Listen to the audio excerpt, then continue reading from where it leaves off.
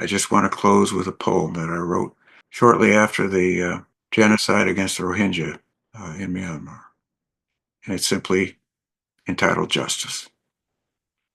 Can justice come in courts? Can a widow's tears be dried by trials? Can a raped girl's shame be healed by ceremonies? Can a fatherless child be consoled? What is justice to a woman whose children were slaughtered just before she was raped? What is justice to a bride whose husband's last caress was the last she will ever know? What is justice to a woman who will never trust a man again? What is justice to an orphan in a refugee camp? What is justice to lawyers who still won't call it genocide?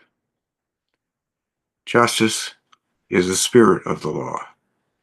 Without justice, law is dead, like an empty skull. Without justice, there can be no reconciliation. Without justice, love cannot reweave the social fabric. Without justice, hope dies. Without justice, death conquers life. Justice establishes the truth. Justice restores dignity to the victims. Justice recognizes a widow's grief. Justice is digging up bones and giving them proper burial.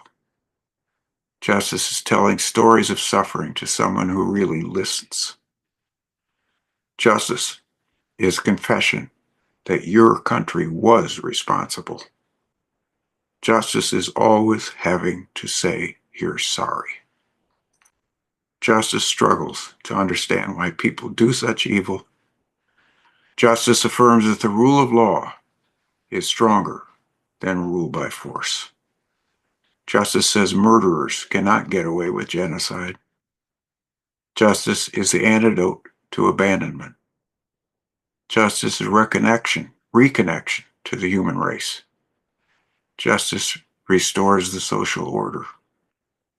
Justice rebalances the moral universe.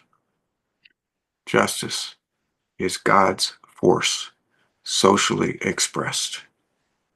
Love is God's force, personally expressed.